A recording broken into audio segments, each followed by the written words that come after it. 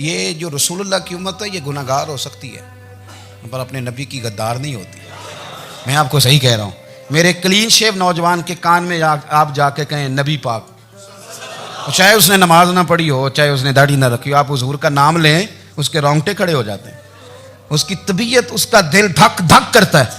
اس کی ایک ایک روح سے محمد محمد کی آوازیں نکلتی. یہ فیض ہے رسول پاک کا اور یہ کرم ہے اللہ کا اس امت کے ساتھ. امیر ملت پیر جماعت علی شاہ صاحب محدث علی پوری فرماتے ہیں ایک جگہ ہندوؤں کا جلسہ تھا, ہندو پنڈت تقریر کر رہا تھا, اس نے نبی پاک صلی اللہ علیہ وسلم کی شان میں معاذ اللہ کو بے ادبی کر دی.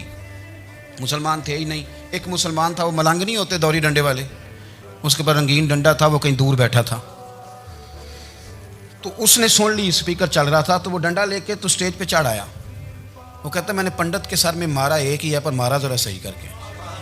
وہ ڈھیر ہو گیا, لوگوں نے گرفتار کر لیا, جیل میں چلا گیا. پیر صاحب کہتے ہیں میں ملنے گیا, بندے کو بسم اللہ بھی سیدھی نہیں پڑھنی آتی, سورۃ اخلاص بھی ٹھیک نہیں آتی, اسے ربنا آتی نہ دعا نہیں کر سکتا, ملنگ ہے.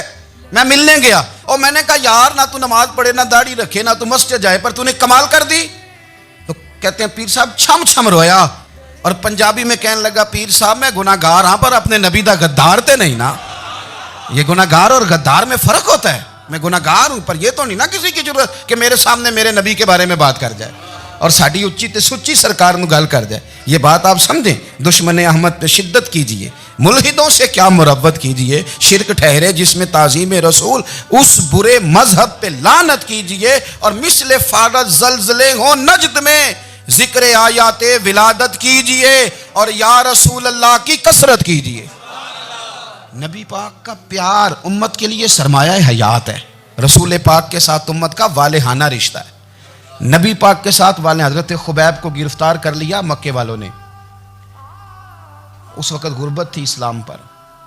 مکے میں سارے لوگ کٹھے ہو گئے اور چوک میں پھانسی دینے لگے حضرت خبیب کو. کہنا آسان ہے, کرنا بڑا مشکل ہے. بندہ جیل میں الجھ جائے تو میں نے بڑے بڑے سیانے لوگ معافیاں مانگتے دیکھے, بڑے بڑے لوگ کہتے دیکھے ہیں کہ یہ کام بڑا. قید تنہائی بذات خود ایک مصیبت ہے.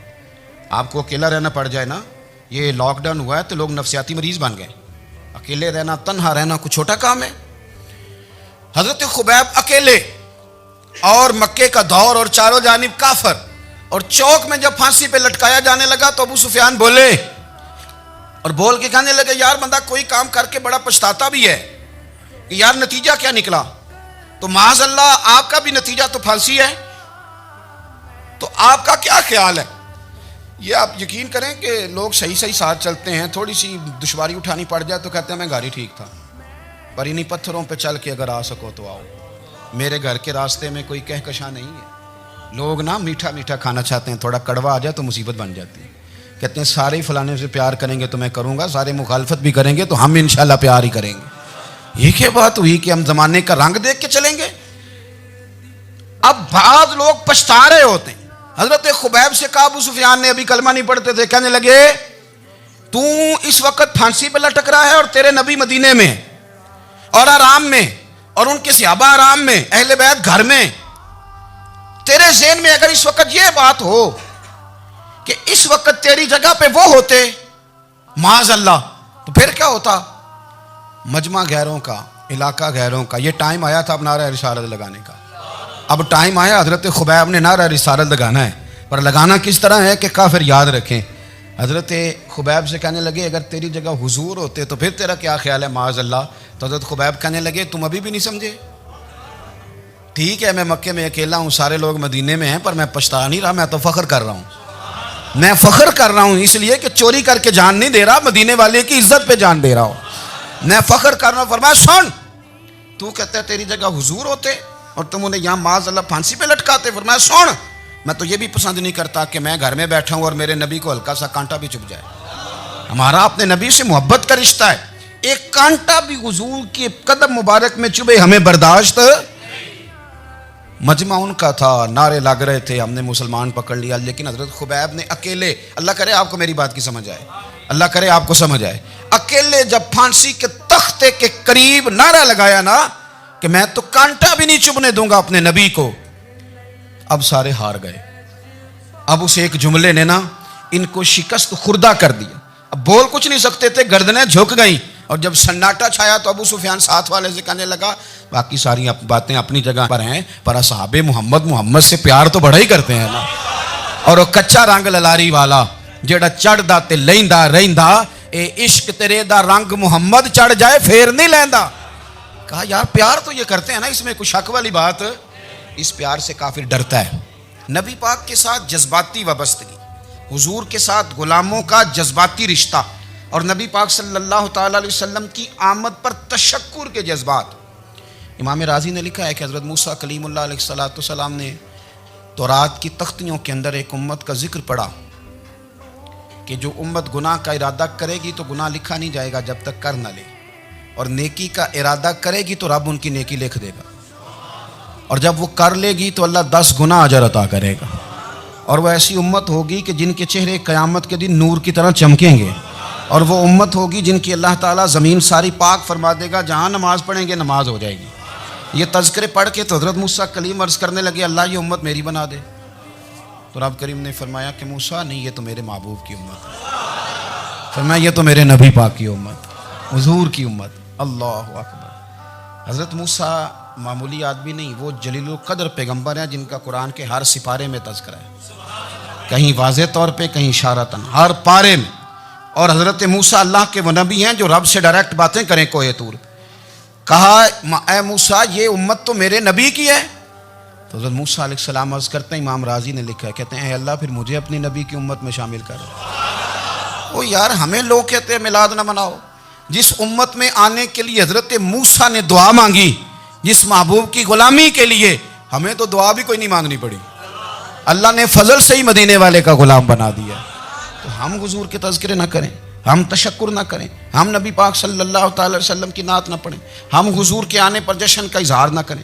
ہر وہ جائز طریقہ جس سے اظہار خوشی ہو سکے وہ میلاد پہ کرنا چاہیے, اور اس کے لیے اسباب بنانے چاہیے. امت کا ایک جذباتی انداز ہونا چاہیے نبی پاک کے ساتھ, ایک وارفتگی, ایک ذوق, ایک طبیعت کے اندر وجدان.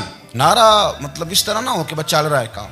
میں نہیں ہوں قائل, میں کہتا ہوں پہلے تو کوئی لگائے نہ, اور پھر نعرہ جب لگتا تھا نا تو مسلمانوں کے یہاں نعرہ لگتا تھا تو بڑے بڑے لوگ کانپ جاتے تھے. صوفیاء نے لکھا ہے کہ حضرت عمر نے جب کلمہ پڑھا نا تو 39 بندے کلمہ پڑھتے تھے. تو نبی پاک نے رات کو دعا مانگی, اے اللہ عمر کو مسلمان کر کے اسلام کو عزت دے. حضرت عمر سویرے آ گئے, میں وہ تفصیل میں نہیں جاتا, بات لمبی. حضرت عمر جب آئے نا, اور انہوں نے آتے جب کہا نا کہ میں کلمہ پڑھنے آیا ہوں, تو حضور اتنے راضی ہوئے کہ نبی پاک نے کہا اللہ اکبر. تو صحابہ نے نعرے لگائے اللہ اکبر اللہ اکبر, یعنی 40 لوگ مسلمان ہوئے تو نعرے لگے. ہمارے صوفیاء کہتے ہیں حضرت عمر کے آنے پر جب نعرے لگے تو بتاؤ کہ وہ تو نعرہ تکبیر لگا, نعرہ رسالت کیوں نہیں لگا؟ تو کہتے ہیں گویا ہمیں حضور نے یہ سمجھایا ہے, حضور کے اشاروں نے سمجھایا ہے کہ میں اب اپنے نعرے خود تو نہیں نہ لگاؤں گا, میں نے تو اللہ اکبر کہہ دیا, عمر آ گیا ہے میرے نعرے لگاتا رہے گا. وہ نعرے لگیں گے. حضرت عمر نے پہلے دن ہی کہا کہ حضور آپ سچے رسول ہیں تو چھپ چھپ کے نماز کیوں پڑھیں. شروع ہو گئے نعرے, حضور آپ سچے ہیں تو چھپ چھپ کے نماز کا کیا معنی ہو؟ تو حضور نے فرمایا تیرا کیا ارادہ ہے؟ کہ حضور سارے نہیں, ایک میں, ایک امیر حمزہ, ایک لائن کے آگے وہ لگ جائے, ایک کے آگے میں لگ جاؤں, اور باقی مسلمان جتنے ہیں کل 40 تھے, پیچھے 18 19 بچیں گے, تو ایک لائن میں وہ ہو جائیں, ایک میں آگے, ایک میں امیر حمزہ ہو, ایک میں ہوں. تو دیکھ لیتے ہیں یہ ہمیں نماز کیسے نہیں پڑھنے دیتے. ہاں دیکھ لیتے ہیں, آئے نا میدان میں, ادھر آ ستمگر ہنر آزمائیں تو تیر آزما ہم جگر آزمائیں. اور غلامان محمد جان دینے سے نہیں ڈرتے, یہ سر کٹ جائے یہاں رہ جائے کچھ پرواہ نہیں کرتے. فرمایا بھی پتہ چل جاتا ہے نا, ایک لائن میں حضرت امیر حمزہ ہو گئے, ایک میں حضرت عمر ہو گئے. پہلے یہ مارتے تھے جو حرم شریف میں مسلمانوں کے طریقے پہ نماز پڑھتا تھا, یہ جلوسوں کی بڑی برکت ہے. اندر بیٹھے رہے نا چپ کر کے, نکل جائیں تو پتہ کچھ بھی نہیں چلتا. جب نکلتے ہیں لوگ کہتے ہیں جلوس کیا معنی ہے, تو میں بتاتا ہوں نا جلوس کا معنی کیا ہے. حضرت عمر نے باہر نکلے 2 لائنوں کا جلوس, لمبا بھی کوئی نہیں, بندے بھی 40, اور جناب فاروق اعظم باہر نکلے تو عمر کا نعرہ, عمر کا. حضرت عمر نے یوں کر کے آستینیں بازو کی چڑھا لی, اور اپنے گلے میں جو ان کے رومال تھا نا اس کو یوں سینے پہ باندھا, اور اس ہاتھ میں تلوار تھی تو یوں کر کے باہر لہرائی. کہنے لگے او مکے کے کافرو ادھر آؤ میرے سامنے. جس نے اپنی بیوی بیوہ کرانی ہو, جس نے بچے یتیم کرانے ہوں, وہ آئے میدان میں. مصطفیٰ کے غلام آج سڑکوں پہ نکل آئے میدان میں, ہمارے سامنے ہمارا مقابلہ کرے. آئے نا میدان میں, ہم نکلے ہیں. اب ہم یہاں کعبے میں اعلانیہ نماز پڑھیں گے. ہم پڑھیں گے طاقت ہے تو آؤ نا ہمارا مقابلہ کرو آؤ. کفر بذات خود بہت بڑا جھوٹ ہے اور جھوٹ کے پیر بس 2 بندے نکلے تلواریں لے کے آگے آگے تو پھر حضرت عمر نے اعلانیہ نماز پڑھوائی خانہ کعبہ. تو میرے بھائی رسول اللہ صلی اللہ علیہ وسلم کے غلام تو جب نعرہ لگاتے تھے تو ہو ہی کمال جاتا تھا. پھر بریلی کا امام بولے کہنے لگے پیش حق مجدہ شفاعت کا سناتے جائیں. حضور قیامت کے دن آگے آگے نا ہمارے آگے آگے خوشخبری دیں گے, کہیں گے تم فکر نہ کرو آ جاؤ میں تمہیں بخشواتا ہوں میں تمہاری سفارش, آ جاؤ پیچھے پیچھے. حضور نہ پیش حق مجدہ شفاعت کا سناتے جائیں گے. یقین کریں بریلی کے امام کو بھی بڑا ہی رنگ آتا ہے بیان کرنے کا. کہنے لگے آپ روتے جائیں گے. اللہ کو منانا ہے نا حضور نے, کہتے ہیں پیش حق مجدہ شفاعت کا سناتے جائیں گے, آپ روتے جائیں گے پر ہم کو ہنساتے جائیں گے. باغ جنت میں محمد مسکراتے جائیں گے, پھول رحمت کے گریں گے ہم اٹھاتے جائیں گے, اور حشر میں ہوگا ہمارا داخلہ اس شان سے ہم یا رسول اللہ کا نعرہ لگاتے جائیں. ہم یا رسول اللہ کا نعرہ. امام راضی کہتے ہیں حضور نے ایک رکا پکڑا چھوٹا سا, ایک بندے کو لوگ دوزخ میں لے کے جا رہے ہیں. اچھا مجھے ایک بات بتاؤ, فیصلہ پہلے ہو گیا ہے, اللہ کے سامنے ہوا ہے اور فیصلہ ہو گیا اور طے ہو گیا کہ دوزخ میں جانا ہے, وہ قریب پہنچ گئے دوزخ کے, تو حضور نے دیکھ لیا اور بتایا کس نے؟ حضرت آدم نے. حضرت آدم کہنے لگے حضور وہ آپ کے غلام کو دوزخ میں لے جا رہے ہیں. نبی پاک آگے گئے, کیا پڑھتے ہیں ہمارے بھائی؟ حضور نے مجھے ان سے چھڑا کے چھوڑ دیا. نبی پاک صلی اللہ علیہ وسلم آگے گئے, فرمایا ادھر آؤ کہاں لے کے جا رہے ہو؟ اللہ کے سامنے فیصلہ ہوا ہے نا, فرشتوں نے کیا ہے نا, فرشتے کو کسی سے بددیانتی تو نہیں نہ کرتے, فرشتوں نے جو کیا ٹھیک کیا ہے نا, کیوں لے کے جا رہے ہو؟ سونے گناہ زیادہ ہیں نیکیاں تھوڑی ہیں. فرمایا میرے سامنے تو لو. کسی فرشتے نے نہیں کہا کہ سونے معاذ اللہ ہم کو بے ایمان ہے, ہماری کوئی اس سے زد چل ساڈا کو بننا سن جائے دے نال, بھائی میرا مطلب ہے صحیح تو لے فیصلہ ہے. فرمایا دوبارہ تو لو. گویا رب بھی فرماتا ہے جیسے میرا محبوب کہتا ہے ویسے ہی کر, او کوئی نہیں دوبارہ تول لو, کوئی حرج نہیں, تولو نا دوبارہ. فرشتے دوبارہ آئیں گے, انہوں نے دوبارہ تولا, ایک پلڑے میں نیکیاں ایک پلڑے میں گناہ. اب وہ گناہ پھر زیادہ نکلے تو نبی پاک نے نا جیب سے اتنا سا روکا نکالا. روکے کا بھی کوئی وزن ہوتا ہے, وہ حضور نے نیکیوں کے پلڑے میں رکھ دیا, نیکیاں بڑھ گئیں. فرشتے بھی چپ کر گئے, چلو بھائی جنت میں. میری طرح کا تھا نا پتہ سارا سردار نو کیتی ہے, پتہ تو تھا نا اسے من آنم کے من دانم, تو سیدھا حضور کے قدموں سے جا لگا.